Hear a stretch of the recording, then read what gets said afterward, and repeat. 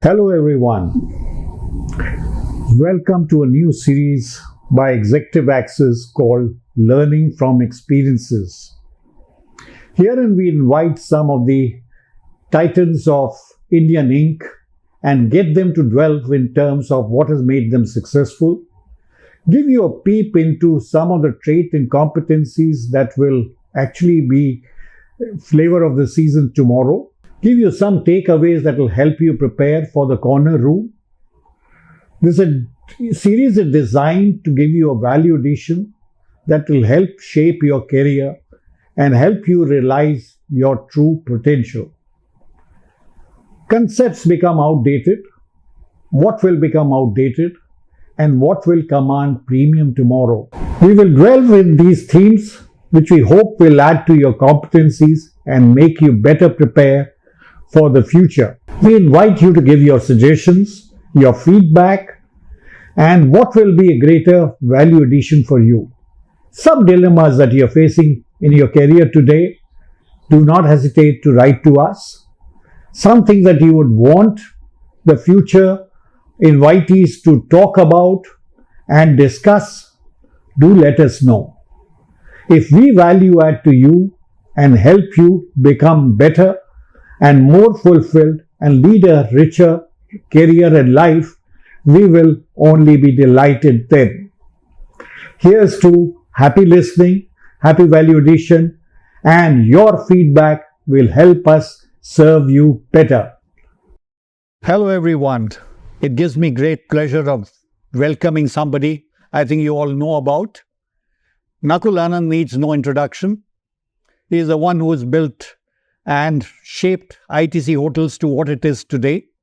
We all know it's very different from any other hotel. He took over as a CEO when it was just 15 hotels, and when he remitted office, it had grown to over 100. Quite a remarkable journey, and with a lot of landmarks.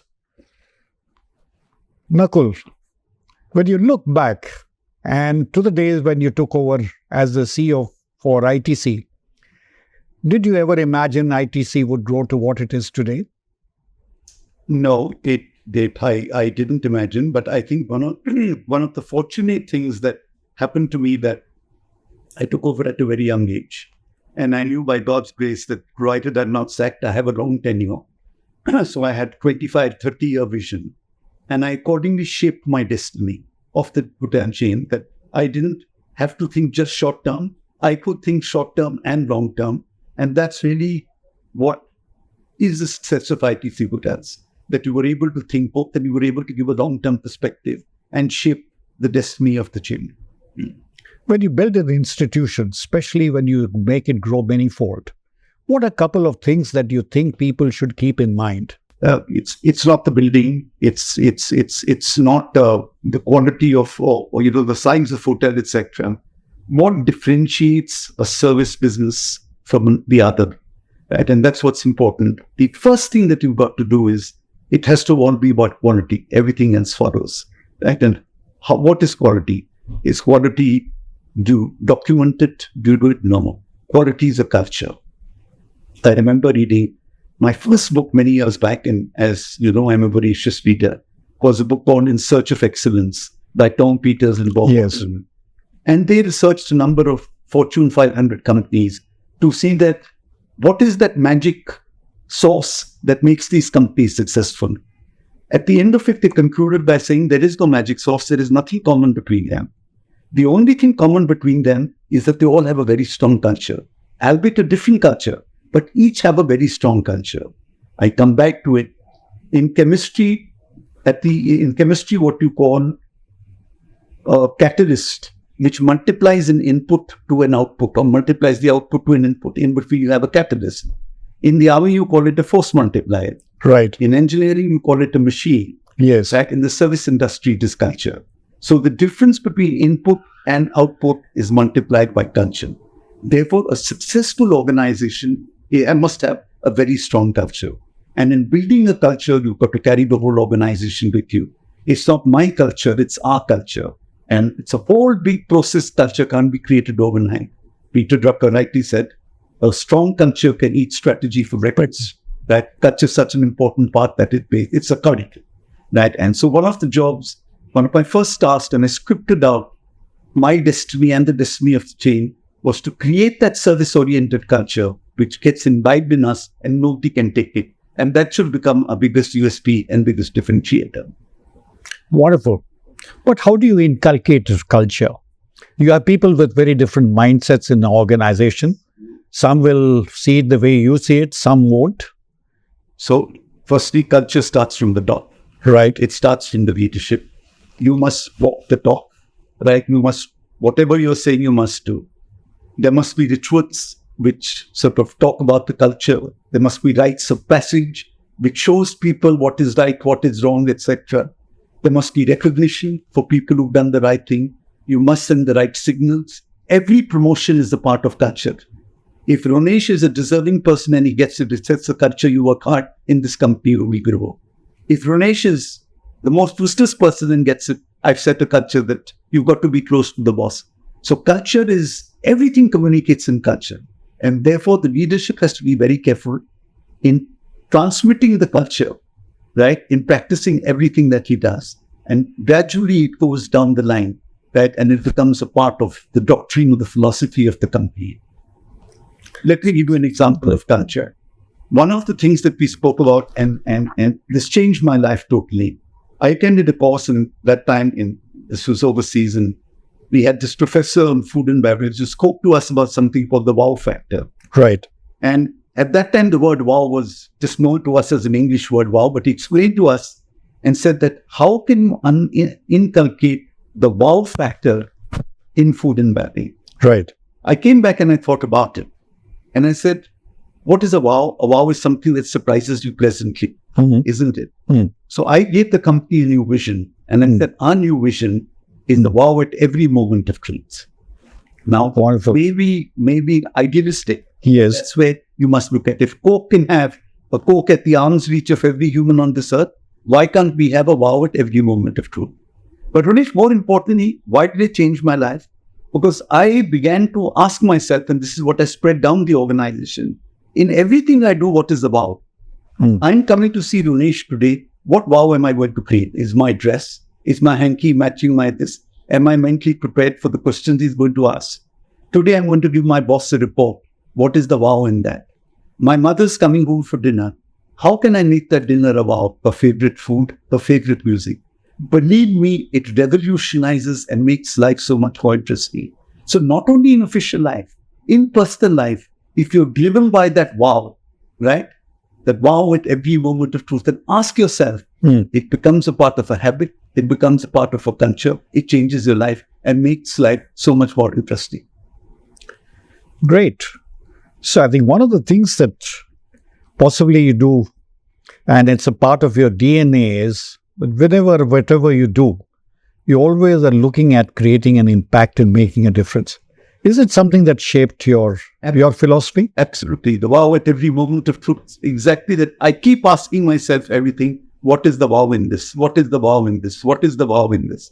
That I keep telling my team. In fact, we created a wow journal. Many people come every day, do business from 9 to 6 or 9 to 7, business as usual. But go back in the evening and say, what wow did I add? What did I do which was beyond the ordinary? Right? Remember, the difference between ordinary and extraordinary are only 5 little words extra. So what extra did I do over and above the ordinary, which is business as usual? That is the wow. And I'd like everybody, I don't want to see it, but for your own self, go back. It becomes a part of your habit. Rather than business as usual, let me also see what wow have I created today. Right? Could be long term, could be short term, could be only momentary, but did I create some wow beyond business as usual? So, do you think leaders are born, visionaries are born, or they can be created? Oh, they are created, right? There's an interesting saying in my book, which says that leaders are only crowned in the ring, right? If you really want to see what makes a successful leader, look at his lifestyle, look at his bag. What time does he get up? What time does he sleep? What are his habits? What are his discipline? Right? To me, I think the most, if I was to say What changed my life was, I mentioned to you about wow, was that Mr. Deveshwar, my chairman, my mentor, late Mr. Deveshwar, my chairman and my mentor, told me that I have a habit of reading. And he says that I love the fact that you read. You're going to become you're a hotelier. You get very busy. A problem with hoteliers is they don't read. You must continue to read. That made all the difference to me. Over the years, Ramesh, I still read every morning, 2 hours, 3 hours. I believe that life never stops teaching. So life never stops teaching, so never stop learning. Right? And every morning I read something. I think the biggest thing about, and my biggest, what would I say, is key success factor has been the amount I read. And what happens with reading, and you realize over time, Einstein rightly said that compounding is the eighth wonder of the world. Knowledge compounds. The more you read, the more you begin to mix and combine things together. It compounds just as money compounds if you keep it for a while. So reading is one of the mantras to make you successful and move ahead. Absolutely. Absolutely. Leaders have to do that. Absolutely. So it then boils down to, what do you read? I read Manchu magazines. I read books. I read summaries of books very often. But what I do, nobody can read a book after I read it, and nobody will ever lend a book to me because I mark, I scratch. To me, my learning is more important than spoiling that book or preserving that book and keeping it weekly in a library. So then I go back. So I first circle every good thing that I read, then I go back. Let me give you an example. There's a great book called Good to Great. Yes. I read that book. I finished that book. I read my notes. I further sort of made my notes smaller and smaller. And then I asked myself that, what is the greatest learning that I had from this book? And it was so simple. The learning from that entire book, which is what I call the distillate of the end of the day, everything has one sentence that you can distill. Am I right? Right. Was that good is the end. Good. Right? That we don't become great. A corollary to that is written in my book again. It says that good is winning a silver, right? Great is winning a gold. When I win a silver, I should not say I won a silver. I should say I lost a gold. That's how I will become great. Wonderful. What made you actually think about writing this? And the title and whatever it says is so very different from other books. I have, as I said, I've been a voracious reader, right? And I've always kept pen down either in my laptop, and as technology came, my phone, etc., proverbs, etc., sentences, lines, distillates a book that meant a lot to me. I've collected these over 45 years. So post my superannuation, I got together, I took out, there may have been 50,000, 60,000, and said, what are still relevant? I distilled those down maybe 2,000, 3,000. Then I began, like algorithms, to give categories to them. What category does this fit in? Does this fit in discipline? Does this fit in attitude? Does this fit in whatever? And I then applied the 80-20 rule, that these 80% that come from 20% of these actions. Those 20% are really what I call my 10 to win. Those are my 10 algorithms. And in those 10 categories have I broken up my book and written quotations that read the world meet sector. Why is it called orders? I'm from the hotel industry. Traditionally, the industry has always followed the French system of menu. Orders is the first course of the menu, what people would commonly call starters for appetizers. But an hors is a small bite with a great flavor. Each of the proverbs written in this book has a small bite with a big flavor. It can, I mentioned in the book on page 11, that this is not a book to be read page by page. Open any page, put your finger on it, let that become your thought for the day.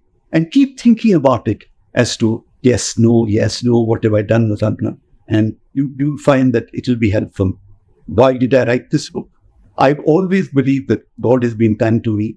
I've had the greatest mentors, the greatest bosses. I've had the greatest colleagues to work for me. All this is compounded to make me what I am today, right? But what good is this if I take this with me and don't pass this on to the others, right? Can I make my hindsight somebody else's foresight? Had I been armed, they say, rightly said, that God gives you a comb when you're born. Right? The tone is of no use. Yeah. Had I been armed with so much of this at the very start of my day, perhaps I would have been way ahead of where I am today. So why should I deprive others? Whatever I have learned, put it down, make my hindsight, their foresight. Maybe 5 or 7% of this would add some value to that.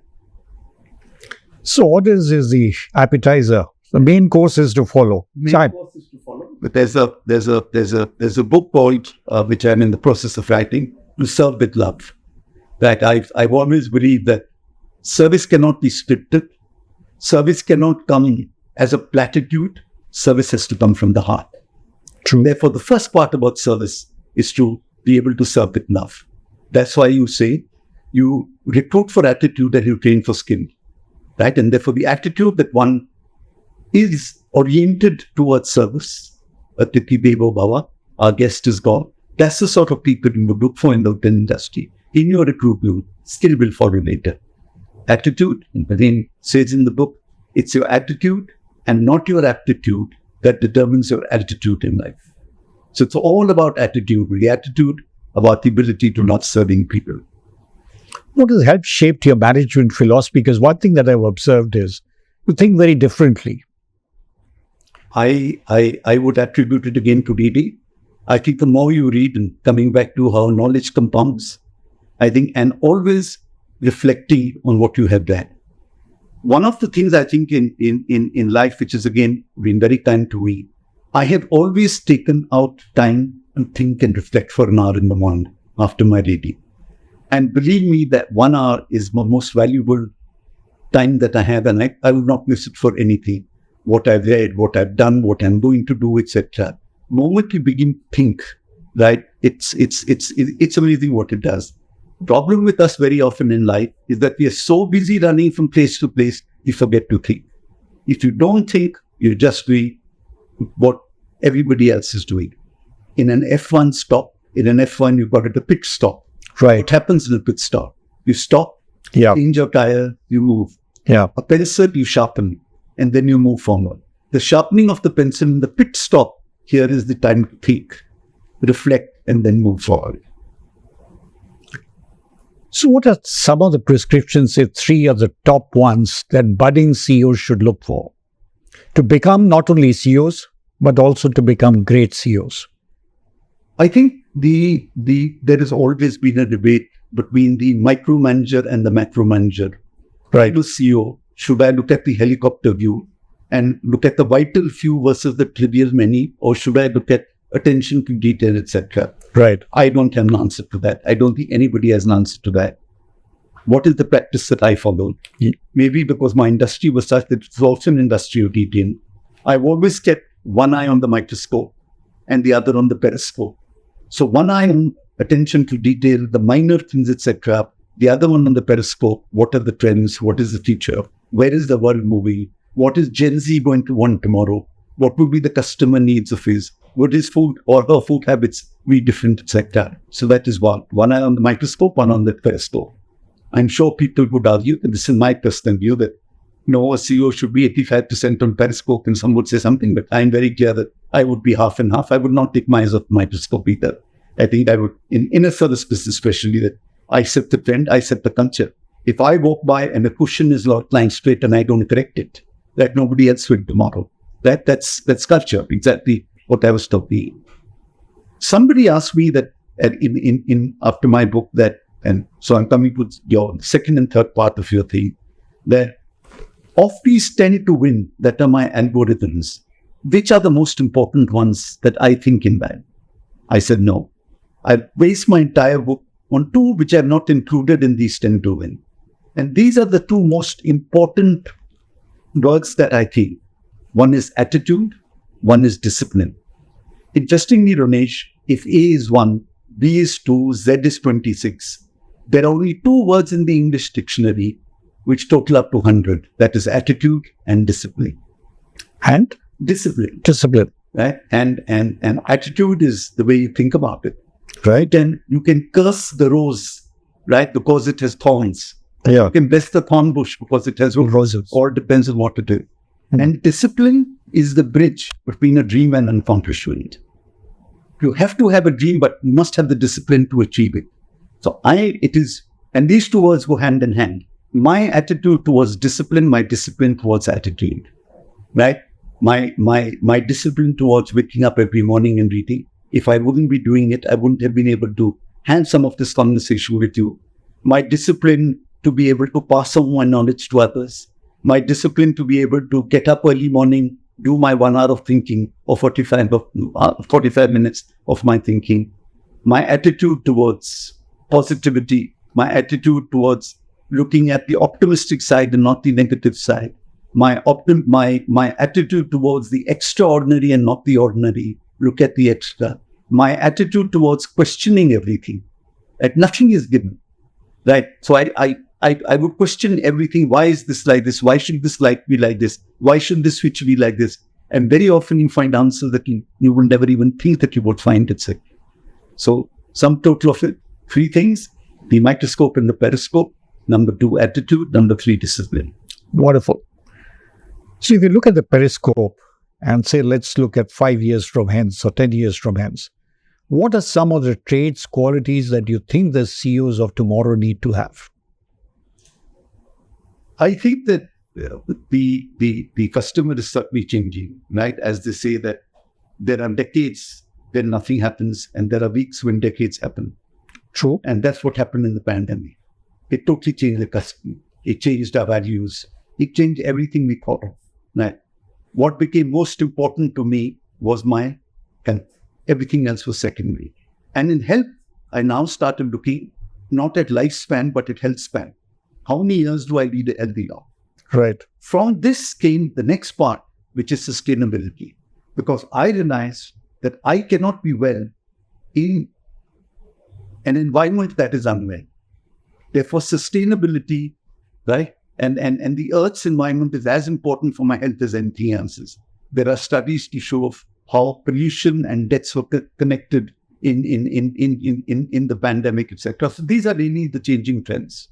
It gave a boost to technology and digitalization, right? We got more technology savvy. I would never have used perhaps a Zomato or this thing, got used to it. I didn't know what a Zoom call was or a Microsoft, got used to it, etc. Push digital and technology. Make me realize how important it is and why have I missed out on all this. So these are 3-4 of the trends that are very important. Sustainability, right? Digitalization, artificial intelligence and the power of artificial intelligence, etc. And I think the CEO of tomorrow, again, these are the 4 or 5 aspects that he's got to be looking at and putting together whatever business he's in, etc. I think he needs to look at and spend a lot of time on his talent. Talent is not going to be easy to come by. We have a different talent. If you have a Gen Z who's going to come into the hotel industry, you're not going to get boys and girls who are going to work 18 hours a day. You should be able to get most out of them would be 9 or 10 hours. How can you automate processes that are routine in nature and get the best out of them in the customer-facing jobs, etc. So these are some of the things that I think the CEO he will have to work in shorter time spans with a more turbulent world. That the world is changing every day. We've seen even global warming, what changes it's caused. We ourselves have seen in the last 8 to 10 days what changes it's caused in our world, in our life, etc. So in this, it'll be the world will be more turbulent. The world will be more unpredictable. A few trends post the pandemic are known, which have to be inculcated into it. You cannot be an organization that is not sustainable and expect to attract talent. Talent will decide that is Ronesh's company a sustainable company, others have a non-journey. Right? So that's how trends are going to make a difference. Does he stand for diversity, his company? Right? These are the sort of things that are going to determine. One, it's going to be a different world. But biggest shift in the consumer is going to be from we to we, from me to we. Right. I always thought of me first is now going to be we. Right? And the thing of the future is to realize that he's now working with a we and not with a me. The only place where he's working with a me is that there's a customer of one. Right? On personalization, I'm a market of one. But everything else, it's a we. We do for society what we can do for the environment put together. You're known as the guru for responsible luxury. I mean, what really made you think of this and, in fact, incorporate it as a part of ITC philosophy? So it was always a part of ITC philosophy. In fact, it is the ITC DNA that got me excited about luxury, of sustainability. In fact, I was fortunate enough, along with a colleague of mine, that as far back as 92, I was given the Global General Manager of the Year for Sustainability, Right. the International Hotel Association. So I'm talking 40 years or 30 years back. Right. We began. But we were rebranding ourselves, Radish, and we had built better hotels now, and things had improved, and we wanted to move into the luxury space, right? So on one hand, hotel was in the luxury space. On the other hand, it was widely believed that luxury cannot be responsible, that luxury cannot be sustainable. Let me give you an example. A hotel that is green, right, will have to, sort of puts a dampener on the pressure of water. You will not have a bathtub, so you can't indulge. You will not change your bed sheet every day to save water. You will not change your towel every day. Your room AC will be off when you come. You'll have to suffer for 20 minutes before the AC comes back, etc. So this was not luxury. Dilemma for me. One hand, ITC or from IT. One hand, the DNA and the culture of ITC was sustainability. One hand, we wanted to move into the luxury. So we said, what was the choice? We said, no, we don't have a choice. We choose the path less traveled on. So we combine luxury and responsibility, and we coined the word responsible luxury. Philosophy behind it is that you come and indulge. You come and have a bath and use as much water, use as many bed sheets, use as much electricity. We'll take care of the back end. All your electricity will come from renewable sources. So you've not used any. Your water is being 100% recycled, right? And things like that. So we take care of the back end, and you come. And thus was born responsible luxury. It was the first paving the way for a new form of hoteliering where both could happen together. At the same time, we worked very hard on luxury. We created a program called Champagne Wishes and Caviar Dreams, where we broke up luxury into various components. The sound of luxury, the light of luxury, flowers, night service, 25 different things, created a task force for each. And that's how we moved towards the luxury, combined it with responsibility, and came across the word responsible luxury. Wonderful. So you're also one of the longest serving board members in ITC. You've seen a board at a very close quarter. Let's leave ITC. Let's look at the general ecosystem of boards today. What are some of the elements that you think, say, owners or chairmen need to keep in mind when they do construct a board? I think that most importantly, a board should not be a paper board, right? It must be a board that brings enhanced value without getting into day-to-day, getting on the day-to-day CEO's management, etc. Be able to provide guidance, to be able to look at tomorrow, look more at the periscope than at the microscope, right? Which is a very important part. But to do that, I think that the board must be a diverse board of functions. You must have people from every field that matters. And the field that matters could vary from industry to industry, which that company is a board, right? Certainly, but every board would require somebody who is fairly good at AI, digitalization, technology. Finance would always be there. Marketing would always be there. Plus a couple of others, depending on what the industry that you're coming from, etc. So I believe that a board must be through a process of selection of choosing the best person in the field where there is a vacancy, after having defined that what is the composition of the board in terms of knowledge, talent, or knowledge fabric. And how much of the focus should remain on, say, making the organization future ready, and how much of the time and concentration should go on corporate governance? I think corporate governance to a large extent takes care of that. I think the board needs to just be reassured that all the corporate governance norms are being followed, etc. Yes, the board certainly does have a responsibility to make sure that the company is future ready.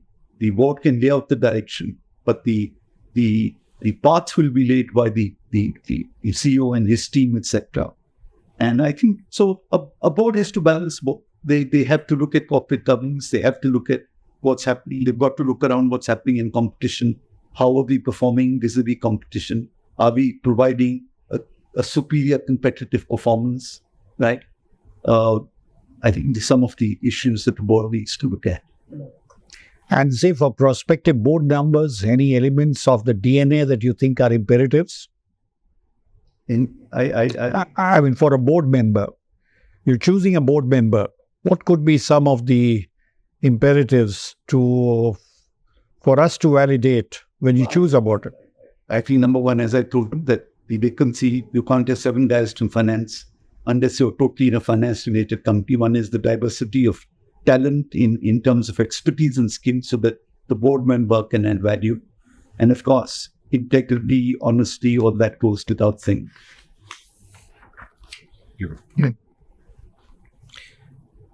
There was an interesting debate at your meet last time where we discussed as a panel, and there were a lot of discussions afterward on a CEO, and I'd say the same for a director, that should a CEO be revenue-driven or profit-driven? At the face of it is a very simple question, but when you dwell deeper, when you dwell into it, you realize it's yes, there are people who are revenue-driven. There are people who are profit-driven, right? So there's a combination of these things, and different organizations require different sort of mindsets on this. Different successes accrue differently. End of the day, everybody can say it is profit, but profit will not come if revenue doesn't come in second. So it's a very interesting debate. So I think one of the criteria is depending on the organization and the stage at which the organization is, whether it's revenue or profit, would be an important criteria. That does the director have a revenue mindset or a profit mindset? Could be you're a startup, you need to build up your revenue first. Profit will follow the 10-year valuation. Then you need to have a revenue-oriented mindset for the director. So different phases of an organization would also require a different mindset. And would also the sector and the vertical?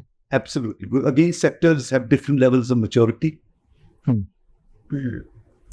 From your personal, say, experience of 4 decades plus, some of the most difficult challenges that you think really helped you bring the company to where it is today?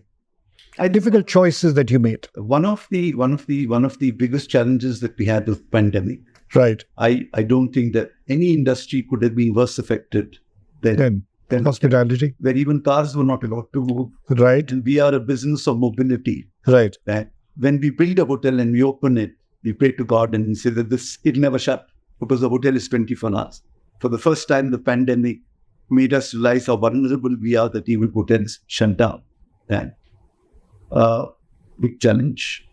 Hotels are bleeding, let go of people, keep people, what to do, etc. So I think the team put together, which I'm very proud of and worked with them on it, we made 3 task forces: survival, revival, and thrive. So the first task force was surviving. How are we going to survive this? What are the costs that we're going to cut? How are we going to look after our employees? Somebody needs medical advice at night, or somebody needs an oxygen cylinder. Somebody needs hospital admission. What is the 24-hour care center that we have? That's all the survival techniques that we had, both on the human resources as well as the business. What can we cut? Do we keep ACs down? What are the costs that we can do away with that? Then came the reviving. At some time, the revival will come. When the revival comes, what will the customer look for? How can we be readiness for that? How will employees come back? How will we make sure that our associates are vaccinated? Do they carry a certificate with them? How do we certify that? What would be the hygiene factors that guests will look at? What things can we do away with to minimize the togetherness aspect of it and create, some sort of social distancing between people, etc. That was all the Thrival Task Force working. And a Revival Task Force, which is really bearing its fruit now, that one day that revival will come. And how can we be the first to take, the best advantage out of it? So we very clearly weren't focused on just the microscope. We had, again, to use that, the microscope and the periscope. We had 3 separate task forces working on 3 separate aspects, and each 3 of them were very important. I think that really saved us, and we came out of the pandemic flying. And this wasn't us, this is the whole of ITC, I would say. Crystal gazing a little bit, what do you see happening in the hospitality sector which will be different in, say, the next 5 years? What the ecosystem is today? I think the biggest difference is that earlier the hospitality business, as you know, is cyclical. It follows cycles. One thing is very clear that the cycles are going to become larger. It won't be a 3-year cycle. It will be an 8-year, 9-year boom, 8-9-year bust, 8-9-year boost, 8-9. That's how it goes. So the cycles are going to become larger. We're at the start of a large 10-year cycle, which is only going to go up. Right? We have 10 million tourists. We ourselves are projected to that by 2047, we will have 100 million tourists. That's 10 times. We have said that we have 2.5 billion domestic tourists. We will have 15 billion domestic tourists by 2047. We have, and make it a $3 trillion economy, just tourism. In order to do that, even if we don't achieve that, we achieve 80% of that. We are way ahead of where we are. And this is not a dream. This is very possible. It's feasible if you look at the CAGR over the years. This is very, very possible. So over the years, I think number one, that the hospitality industry is going to boom all over. There are going to be changing needs. Gen Z is going to become a major part of your customer. You have to look at his needs. He is looking at sustainability. He wants there to be sustainability. The say-do gap is reducing. People are going to hotels that are sustainable, right?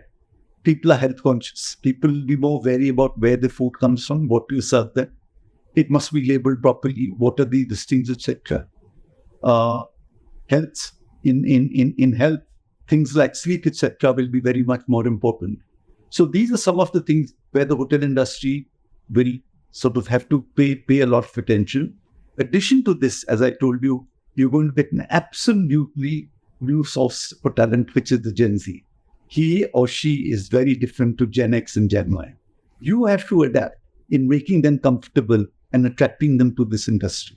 They're not going to come to this industry normally. We as spokesmen, it is our role to make sure that we sell hospitality and tourism to them and tell them what an integral part of the economy this is, to sort of educate people and motivate them, or if nothing else, make them aware of what a great industry this is and bring them into this.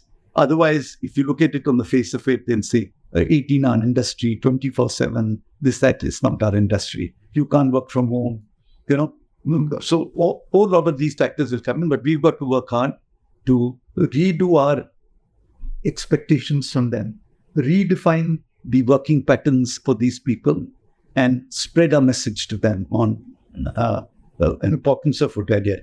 I have one message for hoteliers, which I give, and I use every podcast like this to say.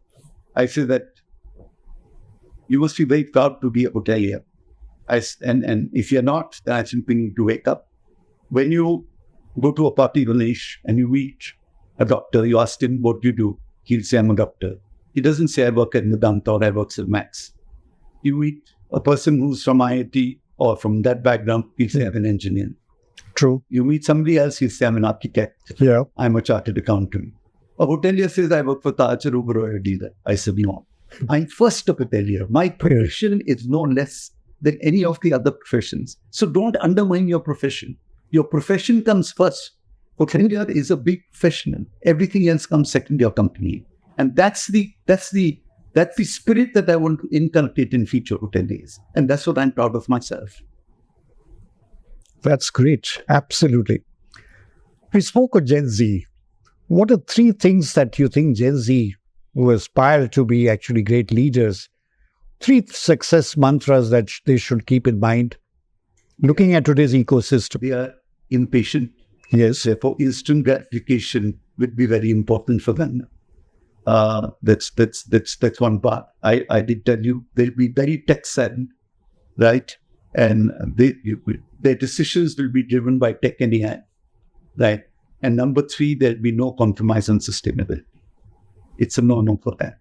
I mean, if accidentally I was to throw a scrap paper or a chewing gum wrapper anywhere, my 10-year or 11-year-old daughter would literally make me pick it up and throw it. This wasn't where you and I were born, Ganesh. This is the difference that takes place. So to them, they realize that what we have done to the earth, and they want to leave the earth a better place, right? And I think that more and more of them we now realize that we had made certain promises, COP15, which is at the Paris Agreement, where we said that as a world, we would restrict our temperature to 1.5 maximum of 2, try and limit to 1.5. If we don't, global warming is going to take. We know what the effects of that are. We are nowhere close to achieving that. I think the only way to do this, and Gen Z realizes it now, I'm spending a lot of time in studying about this, is that we have to jump skip sustainability in tourism and go into what is called regenerative tourism. That sustainability meant maintain the balance. Regenerative meant I leave it better than when I came there. I work with the economy. I plant trees. I work with the local people. I make them more prosperous. I train them. So how can tourism be a vehicle of regeneration of the economy, not just sustainability? Because we will not get there. We will not meet our COP15 targets if we are just sustainable. Thank you very much, Nakul. This has been actually wonderful. A lot of takeaways for all of us. A lot of practical things that we can do to actually move there and get there. I think you would have discovered during this interaction that Nakul thinks very differently. He reads voraciously, and he obviously takes note of whatever he has read and ensures great execution and implementation of that. These are some of the success mantras I think that will help any of us, with whichever walk of life we are, to move and ensure that we reach our true potential. It's been wonderful, and thank you very much for being here. Any last takeaways before we sign off? It's truly been a pleasure to absolutely spend time with you. And I think your questions have again got me thinking on some of the aspects, etc. But thank you so much. Thank you.